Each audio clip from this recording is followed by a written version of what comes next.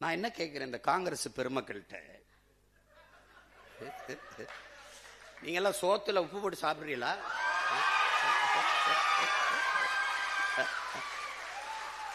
உங்களுக்கு மானம், ரோசம், சூடு, சொரணை, வெக்கம் இதுல ஏதாவது ஒண்ணு இருக்க. ஆனா எல்லாரும் நல்ல கசங்காத வேட்டி சட்டை மட்டும் வெக்க மயிர் இல்லாம கட்டிக்கிறீங்க. வெக்க மயிர் இல்லாம எதுக்கு? இப்பதான் திமுக காரனுக்கு அறிவு வருது. அவன் இவரா எங்களுக்கு பகுத்தறிவை புகட்டினார், ஊட்டினார், காட்டினார். மங்கினில அவனை அன்னைக்கே வேட்டியை காணான் சட்டை காணான்னு ஓட விடுறத விட்டு அவனை கூட கூட்டி வச்சு இங்க பேரு 10 MP வச்சிருக்கான். 10 நாடாளுமன்றம் திமுக போட்ட பிச்சையில வச்சிருக்காரு. இப்ப உண்மையில ரிசைன் பண்ற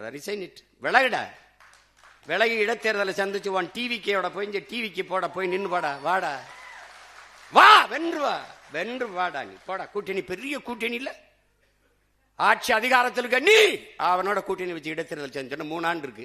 ரிசைன் பண்ண உடனே இந்த இடைத்தேர்தல் வச்சு நின்றுவா வென்றுவா நீ பாப்ப.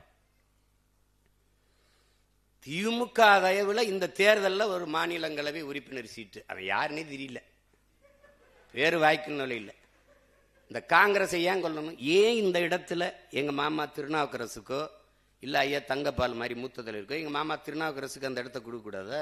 அந்த மாநிலங்களவை உறுப்பினரா பேரை இன்னைக்கு வரைக்கும் எனக்கு ஞாபகத்தில். காலையில கூட கேட்டேன் எங்க அண்ணன்ட்ட, அண்ணன் அந்த யாருன்னு ஏதோ சொன்னாரு, தஸ்கோவிஸ்கி மாதிரி ஏதோ ஒன்று சொன்னாப்ல. அவர் நாக்பூர்ல வேலை செய்யறாரு, நாகாலாந்துல நல்லா வேலை செய்யறாரு.